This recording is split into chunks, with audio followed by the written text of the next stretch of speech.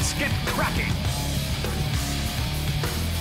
Welcome back, everybody, here to your coverage of the D2CL. I'm TobiWan. And I'm the Capitalist. And we are back here for game number 2 of RoXKIS going up against Team Empire. It's the all-Russian matchup as, well, Team Empire in game number 1. I'm going to still say, even though RoXKIS, like I know you like their draft, Team Empire, they looked really stable in their play throughout today. RoXKIS, they felt a little bit uneasy. Well, I thought that RoXKIS did a good job making up for their lack of good draft in the first 3. Like, the last 2 were really good pickups. Yeah. But their draft on a whole, like, I think Team Empire still definitely won the drafting phase, but there was chance for RoXKIS to come through with their last 2 pickups. I think they definitely could have made that game work for them. Failure of execution in the early game, mid-game. It was just like the fact that they never used smokes. Yep. They never actually got a good Enchantress Venomancer gank on anybody on the early game. Meanwhile, like, how is it that the Ancient Apparition and the Dazzle somehow managed to be more effective in the early game than Enchantress and Venomancer? How did Nick solo kill a gyro? How did Nick solo kill a gyro? The question of ever. It's the question of the universe, man. It's Well, and I know everyone would have missed it because you're like looking at that mid lane going, hey, Dazzle, he's going to be great. You'll save this mid solo. It's like, hey, we get away and we get first blood in a solo situation on an off laner. Okay, something definitely went horribly, horribly, horribly wrong. This is the second game. This is a whole new, fresh plate. And RoXKIS, they got themselves 2 pickups right now. They're already going up against a Visage here for Team Empire. So we know what Visage does time and time again. Early nukage, good control, and then a transition into a level of split push with the familiars, but it's also controlled during team fights when you get that AoE stun. And RoXKIS, okay, it looks like they're going to just push this one out. Also notice, too, who left the game. I should point this one out right now because this has been known to happen in the past. Like, Dazzle will only get picked up. Scandal's doing the draft, but it's Goldblack who has disappeared. And Solo will be the stand-in. Now, I kind of know the way that Goldblack works and the way he reacts. And Goldblack's one of these guys that basically, if you screw up to a point of, like, stupidity, he'll just walk out of the room. And I'm pretty sure that's possibly is what could have happened right now. It's just an assumption. He's like that, though. He's like that. It's just like, I remember when he started playing with the French, like, remember when he was playing with Bucky Mad and Soshka and Funzy, and he basically just said, I hate Russians. I hate playing with Russians. And it's just like, oh, okay. It's like, yes, I want to play with people who aren't Russian. Okay, that's great. So, yeah, I think, what was it Sad Boy said when Arteezy was getting nailed? Internal problems. Internal conflict or something like that. Yeah, internal conflict. Sorry, yeah. Yeah, it looks rough. It could be that. It could be absolutely nothing like that. And Goldblack just needed to go out for the day. We're just theory crafting. But I'm just saying there was a moment where it seemed like Goldblack gave up when remember on his Enchantress he just sat there. He stopped moving. It was like somehow Enchantress was a deer in the headlights, just a freeze. Oh God! What do I do? I just sit here. Getting run over. It's all over. Getting run over by a slow-paced steamroller. You can see it coming. It's just like.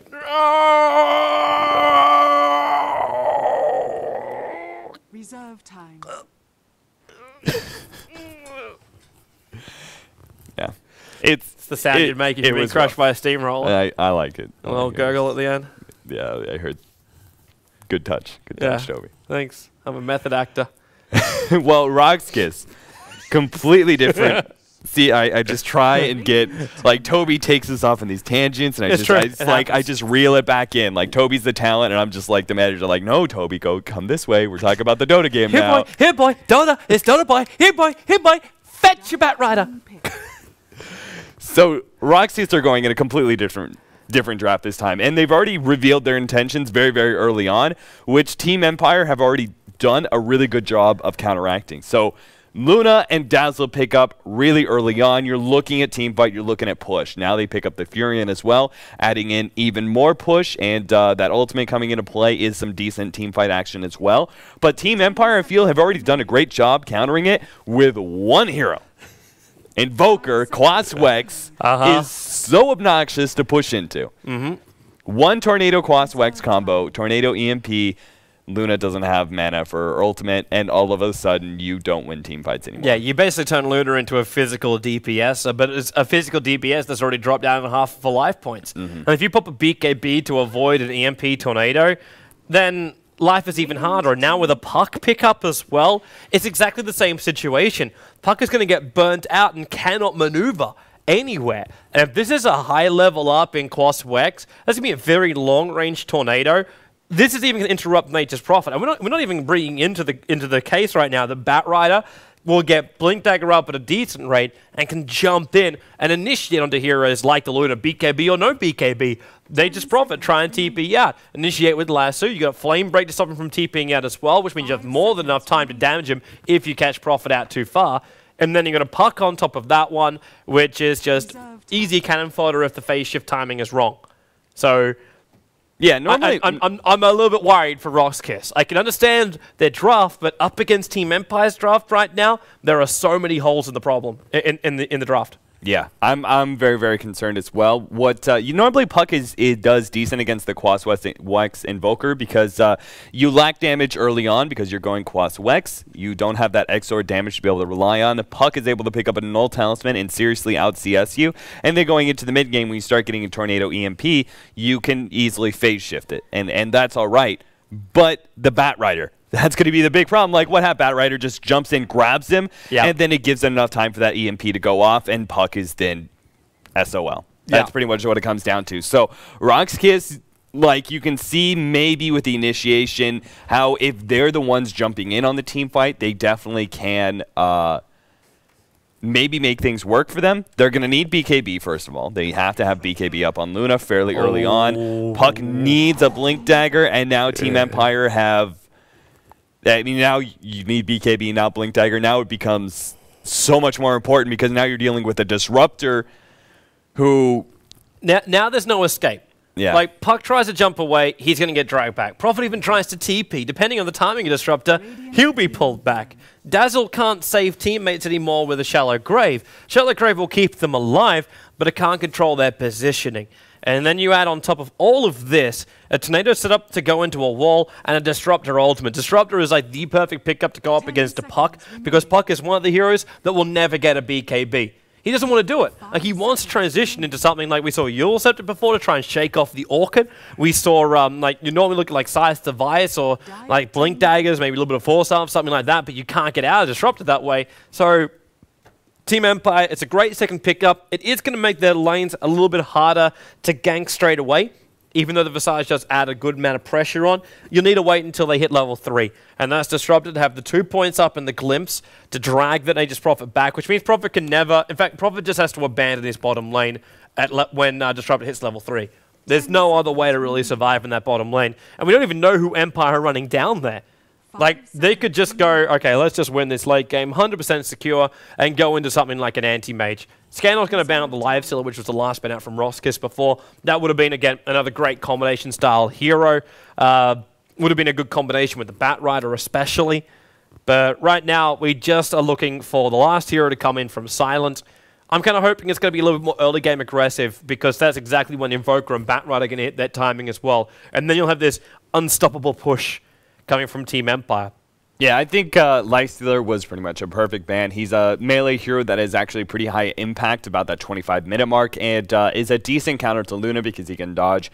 That primary time where Luna is actually a really dangerous teamfight hero with all her nuke damage that she adds in. So Lifestealer would have been a really great pickoff for them. RoXKIS are going to pick up the Earthshaker here. And I was just going to talk about the fact that Team Empire have kind of stationary lanes. Invoker doesn't move around a whole lot because he's not going Exort. He doesn't actually have an impact on the side lanes at all. Yeah. They have Disruptor, which completely kills kind of their early game attempts at ganking. Like, Visage is strong, but you need that coupled up with a solid Disabler. I can't really classify Disruptor as that. And then Bat Rider is a hero who's known to struggle in the laning phase and doesn't really move outside until he has that Blink Dagger. So I was thinking maybe some early aggression from RoXKIS and an early movement around the map from their two supports could give them the advantage in the laning phase that they need. but this is cheese with a victory. This is an ES block to the Ancient stack. Yeah. Like, that's the goal right now. That's the way that Nature's Prophet can get himself experience in the bottom lane. Dazzle protects the Luna as best he possibly can, and then you have the Puck going one-on-one up against the Invoker in the middle lane. So you'll have a resolution versus Solo. Whenever Solo stands in for RoXKIS, he takes the mid solo. We saw him do it with the Tinker, I think, during... I'm trying to remember the last game it was that I casted RoXKIS when they did that. I've been jumping across so many different leagues and competitions, I don't actually remember anymore. But yeah, he was the mid-solo stand-in for them. And Doombringer, that's a... We've already got enough silence and control coming out from the lineup. You now want to put a Doom on somebody? This is just battering RoXKIS out in the draft. I don't think there's many people that would look at the game number 1 and now come into game number 2 and see the draft battle up against each other and put Rez over on RoXKIS. I don't think there'll be many people that would do it right now. If this pays off for RoXKIS, we shall bow before them and say, you've played amazingly. If it works. If it works. They're trying to remain positive. I would just like their draft a lot more if they exploited the early game. I'm not so sure about the Earthshaker, and Solo's actually playing that one. Wait, is he? Yeah, unless they're going to swap it up. He's picked up the Earthshaker, and he's grabbing items for it and everything. So he's going to be playing... I kind of agree with that, though, because Scandal's Puck in the middle lane, it kind of has to be there. Like, Scandal was the knight in shining armor for RoXKIS during that last game. The absolute knight in shining armor. He played awesome Dota. Like, awesome Dota. So I was going to say that Empire for their last pick, they needed something that really exploits the fact that you have a lot of squishy heroes on RoXKIS, and if you need some sort of initiation. And I was going to say Faceless Void. He's a little bit more of a late game hero and doesn't have as much of a mid game impact as Doom. And I definitely think that Doom is the smarter pickup here. I think that him just being able to take down, not only is he just kind of a really good counter to Luna. You talk about Doom, you say he's a counter to everyone, but he's a good counter to basically glass cannons that output a lot of damage based on their abilities, and Doom is pretty much perfect for going up against the Luna in the mid game. They're going to have a lot of early aggression. Doom's going to be able to tank up, pick up that AC, and with the initiation of the Quaswex Invoker, Tornado EMP going down, I don't see how RoXKIS are actually going to be able to, like, the only chance I see them actually being able to fight is if they initiate and the Puck is actually hitting the Invoker with his silence every single time. Otherwise, it just all kinds of falls apart because Quaswex is not only good at being able to initiate, but also counter-initiate because it's such a good AoE distance spell that Tornado completely interrupts any sort of combos you attempt when you jump in on a hero. So Resolution is going to be the key hero for Empire. If he plays well in this game, I see no problem with Empire taking this 2-0. Yeah. Well, right now, man, I was watching and currently drawing it across the map, too, on the Dire side for the Ancient area. The Earthshaker isn't pulling it. Solo's going up towards the north lane. He's probably going to realize that Empire, we're going to, like, ward that one out. Mag, not the best position up on this top lane, but he'll be able to survive at least. But he'll have to burn through a decent amount of his tangos to do so. Yeah. But this one sentry ward, I was looking for them to do a bit more of the sneaky one over towards the side. It's a lot harder to de-ward out and also try and find, but they decided just a simple observer ward in the bottom as well as a sentry ward. And Solo, okay, this is what they're doing. They're doing a block on top. So block the camp up here, which means the creep wave will then come down this direction. Yeah, pretty much what happens is that with the recent change in distance for Earthshaker, he can actually make a lot of different pulls happen. This one is one of the most difficult ones because you have to get a ranged hero or a ranged creep in the hard camp. And you can't make a stutter step like Solo did. Yeah. Yeah, he came down and he thought he took the aggro because he's close enough, then tried to drag it back up again. And then, yeah, it just doesn't work. So now they've got this Earthshaker, which is just sitting back, being very, very useless, while Empire, they're finding their levels. We said level 3 was the magic level here for both Fly as well as Vanskol. That gives the 2 points up on the Glimpse, is the 2 points up in the Soul Assumption combining up with the 1 point up in Grave Chill, and then they can kill this Nature's Prophet on the offlane. The Cedo still managed to pick up 2.5 levels down here, so we've got to give him props for that. Like, I'm really surprised he's even able to find that. Yeah, I think that it really helps the fact that he's dealing with a Disruptor in lane, which is good harassment, but is not a hero that you're really that scared of being caught out. Not until you have at least, like, level 5 on the Disruptor, and he has that large distance with Glimpse to be able to kind of abuse you. So that is definitely playing into a big factor for Seedoy. So he's getting a lot more levels right now than Mag will be able to. Mag has actually already abandoned his attempts at an offlane because Dazzle is a much Courier stronger. Snipe. It's the bottle as well. Has been killed. That is crippling for Scandal. 3 minutes now where he can't have his bottle. And this gives Resolution, like Resolution, you look at the damage, he's starting to build into it a little bit more. He got that early Blades of Attack, which is smart, but now he's going to have his phase boots before Scandal has the spam of Bottle. Yeah. Which is really, really bad. All of a sudden, Resolution is able to win this lane when it comes to CS, where Scandal should be dominating it. Yeah, this is so problematic, but they're going to try and counter this one up by going for a mid gank. This means Fissure, to start with, he's got the 3 points up in quad, so it's a lot of life points to get through, and now Scandal with a silence too, but he's got so many life points, moving back, it even just levels up into the Ghost Walk. Mag moves up from the jungle, and then with the sticky napalm, if he can get that Firefly in front of Yol, then he can get the kill. There's 3 points up on it right now. The Rock Wall doesn't hold him away. It just stuns him up for a short moment, and Yol ended up finding a couple of friends attacking him as well. But they keep Invoker alive, which is the more important thing. And you realize just how hard it is to battle up and kill off an early Quas Invoker. It's only 2 points, and it's already that difficult. Yeah, the extra bit of regen and strength is huge. So Invoker actually proves to be a pretty tanky hero, and they had to hit pretty much a really good block off to have a chance of being able to kill him. It really helped the fact that Resolution had the smart reaction and cold snapping Scandal, and the creeps end up aggroing onto Scandal, so interrupted a couple of auto attacks that would have actually slain Resolution. So good reaction by him, and he still holds his lane. Now he has his face boots, which kind of makes him unkillable. Yeah, this is so problematic, and I feel so sorry for Scandal right now. He's a wonderful guy, but he doesn't deserve what's happening to him in this middle lane. And if that support rotation worked, then he could be looking fantastic. But oh, Scandal. He's in a little bit of trouble here. Tornado barely catches it, and First Blood goes the way of Resolution. All thanks to the fact that there's no bottle on Puck. He has no boots yet because the Courier's still dead.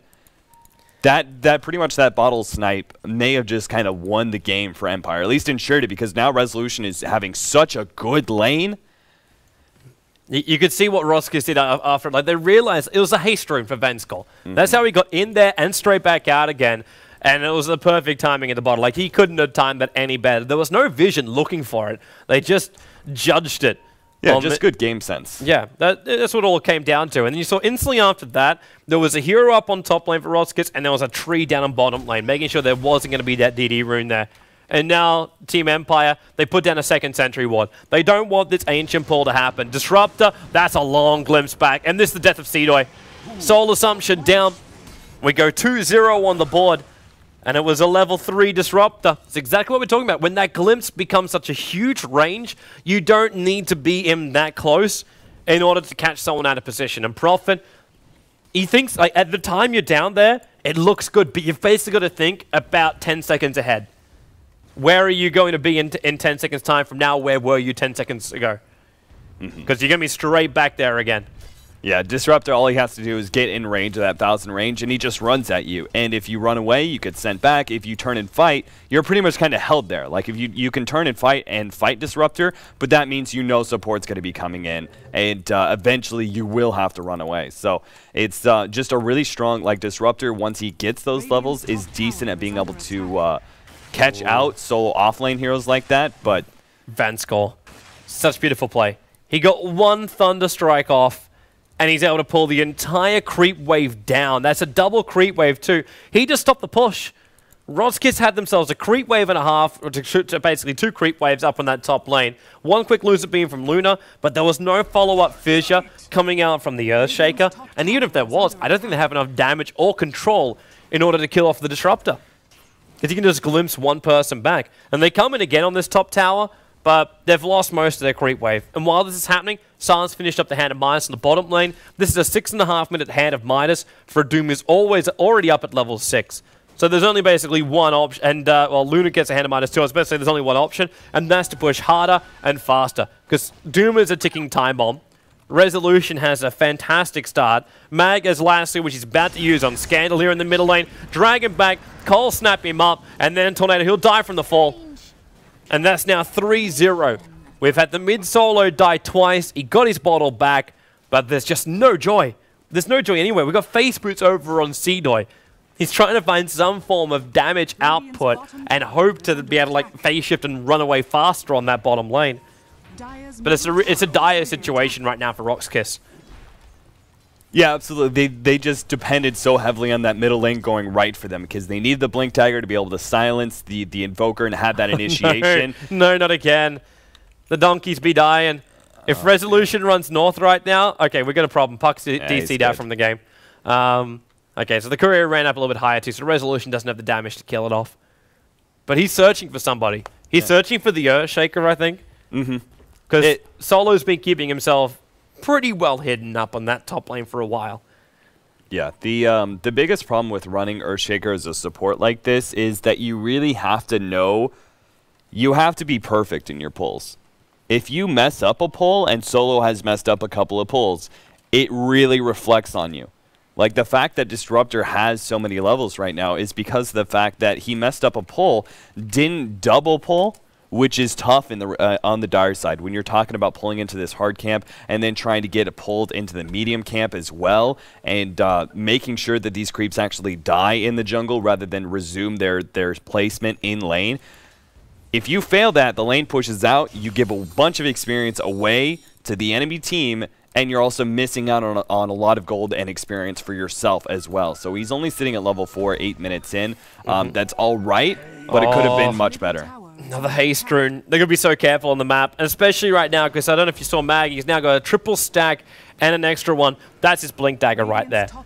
Like, once this farm is completed, he'll have Blink Dagger as well as, not level, you know, he does hit level 8 from that one.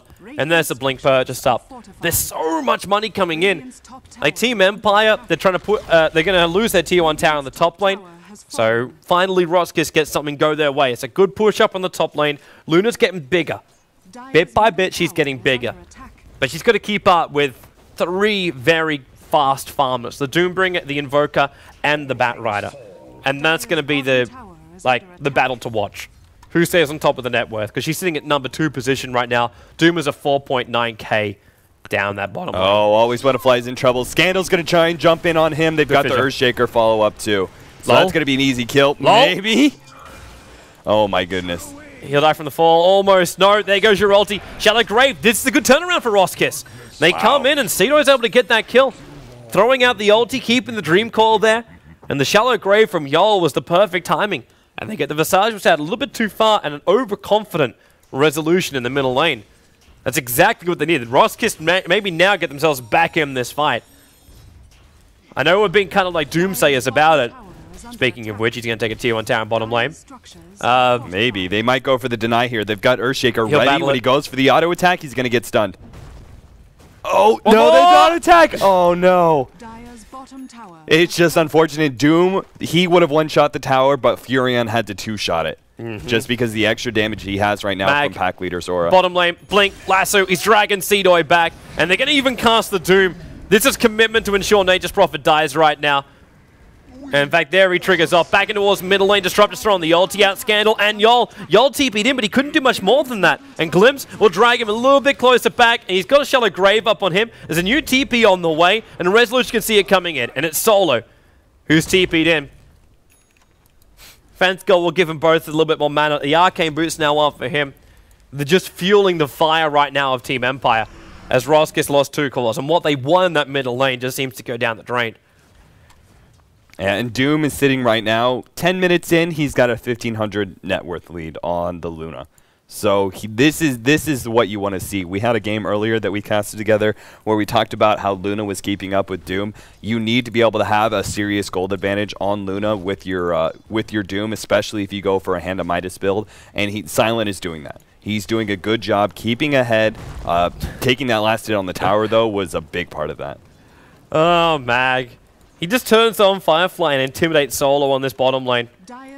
Just walks straight up to him. He had no intention of using the Blink Dagger because it was already on cooldown before. Now RoXKIS going to try and defend mid. They've already lost it. There was movement coming out from Scandal to move back past the Roshan pit, while Solo and Yol were going to come straight down the lane.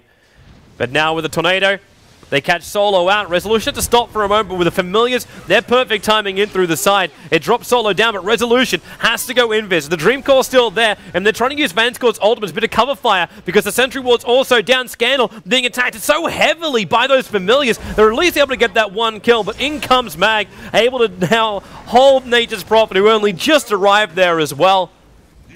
Just in position. It was a good Sentry Ward, it was a good gank, and again Resolution finds himself dead. But RoXKIS, they keep losing course to get that kill on the Invoker.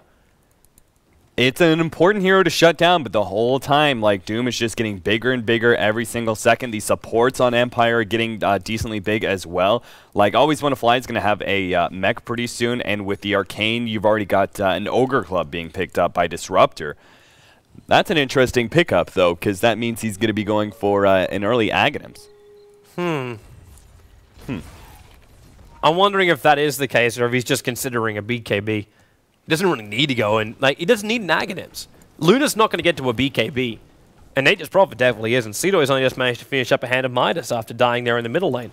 He's got 3 deaths to his name. I got a funny feeling it's just going to be, like, stayability. Move into a BKB, and that's basically it. It could be for Roffles rushing up the Aghanims, but that'll basically be it. I'm not, yeah. I mean, I would agree that the Aghanims, like, the only thing it's really going to do is shut down the BKB when it's up on Luna, if you can initiate, but I just don't really see the effect of him picking up a BKB, but it's possible.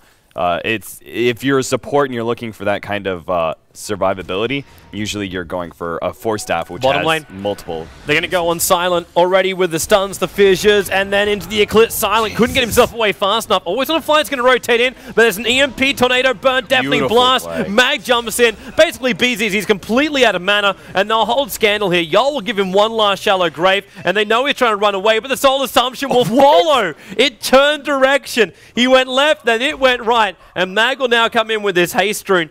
He'll sticky Napalm up a little bit, and Soul will throw the Fissure out to keep him away. But that Soul Assumption follows to the ends of the earth. That was so unfortunate. Puckett, like, turned around and actually used his Shallow Grave to tank up that Soul Assumption and then jumped away. He would have survived, but that was an interesting interaction. He didn't really expect. Jumps away just a little bit too early, ends up taking the beating for it. Might have forgotten the Soul Assumption doesn't disjoint. Yeah. Either way, 14 minutes in, we go 8-4, and the advantage stretches up to about 9k to 8.5k worth of gold, and about 6 to 7k worth of the experience going the way of Team Empire. They've taken all Tier 1 towers down now and lost their Tier 1 tower on the top lane. But really right now, it's just the key items coming up on these heroes. Doombringer, he just picked up the classic plate bell, but will now work his way into a BKB. He has no good club up on him right now. So he's halfway through 2 different items. While the mech you said before was over on Visage, he'll be able to work his way into Treads, which he now has back in his stash. And Disruptor, he's farming up in that bottom lane. I am interested to see if he does try and rush into the Aghanim Scepter. I just don't see much of a use for it in this game.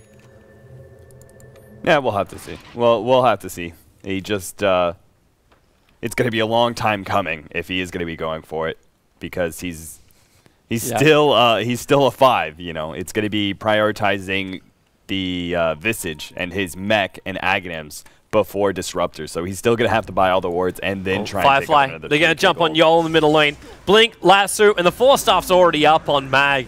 And they cast a Doom, so there is no Shallow Grave coming this time around. That's just some hatred for the team fights before. Yeah, RoXKIS, Empire pretty much can sort of commit those sort of overkills, if you will, like 2 ultimates on 1 hero. Like normally we'd say, okay, that feels like kind of a waste, but Empire are able to do that because they control so much of the map just through fear and intimidation of, like, boom, 1 hero's dead, you still need another 30 seconds before you can actually group up or anything like that. Empire just controlling the map, they're taking more net worth out of this map than RoXKIS is. And even once a BKB is up, this is why Doom is such a strong pickup. Once BKB is up on Luna, it still doesn't mean that Luna's your be-all, end-all for team fights, because Doom is still able to counteract that with his ultimate. So it's, even once he has that, it's not like Empire really on a timer before RoXKIS get better team fight for them. It's still going to have Empire still have drafted well enough that they're just going to be able to control the mid game. Top lane. Solo's hovering back right now. Man's going to see him, but he doesn't really want Solo, but Solo's the main stunner. So with Resolution here, Tornado, Echo Slam, there was nobody really in range for that. The Eclipse will go, and Resolution jumps invis, but by doing so, he made Mag tank the entire thing. The Battle Rider's Firefly will actually get the kill. There'll be Resolution always on a flyer that will take the experience for that. That's the way to leave your teammate high and dry. Middle lane. The ulti out from Vanscore. There's no Doom available. It's 1 second off cooldown. But now it's off cooldown and Scandal is locked in position. 2 cores down again here for RoXKIS.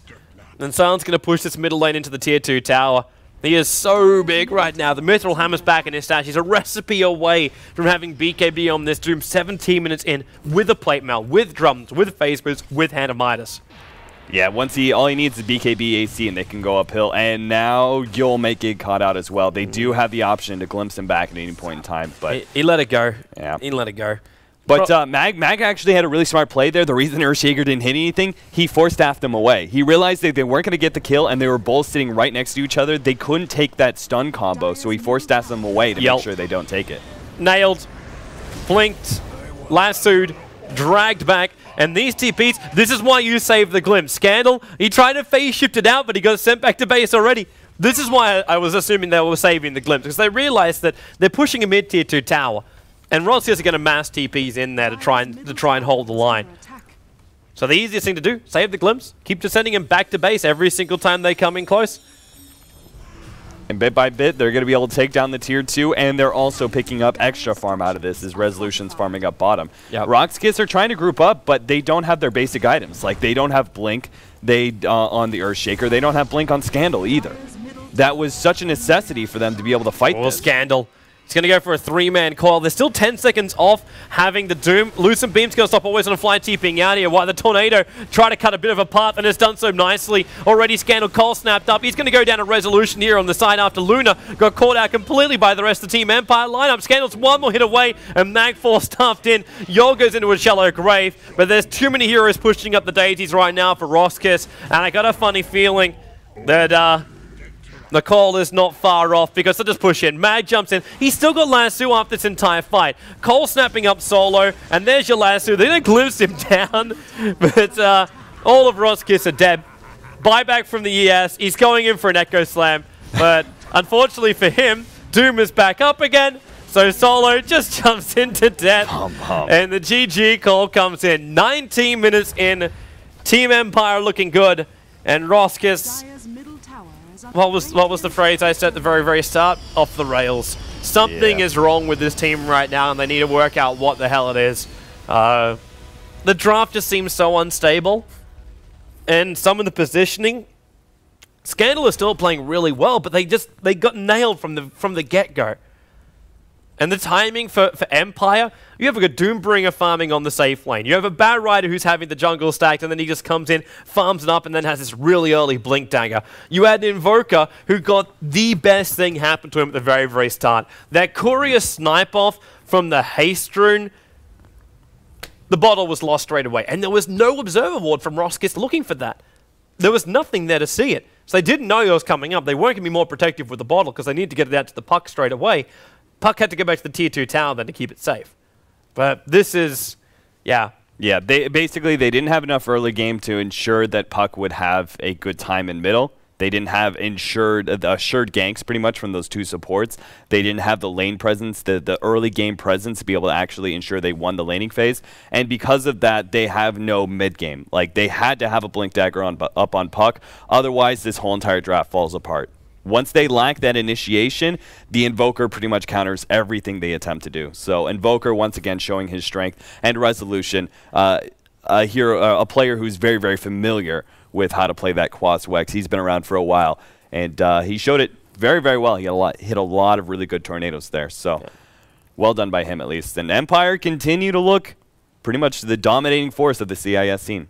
Yeah, there they are, man, and I look forward to seeing more of them in the future. For now, though, the D2CL stream is over. You can check out all the information over at d2cl.org, and you'll see the upcoming games. There are huge games coming up over the next few days, and that's actually games which Capitalist himself will be casting with AC. You'll be casting those guys up. So that's 18 CET tomorrow. Na'Vi will go up against virtus.pro. We have 19 CET on Wednesday, when Alliance will play up against Sigma, and then Speed Gaming go up against Team Liquid on Thursday. And then on the Sunday, Fnatic will go up against Empire, at which point I'll rejoin you because I'm casting MLG from Tuesday to Thursday. So awesome action coming up on all the Join Dota live streams. Of course, you'll be right here at thedailymotion.com/Join Dota live stream, where you'll find the VOD straight away. Of course, you can check out our channel later on too. And of course, check out the website. It is www.joindota.com. And that's where we have all of our stuff coordinated from. And of course, you'll see our next live stream coming up shortly. We're jumping over to the Join Dota Red live stream. Hopefully, you come and join us as we go into the Join Dota League. So yeah, stay tuned, peoples, and we'll see you shortly on the other live stream.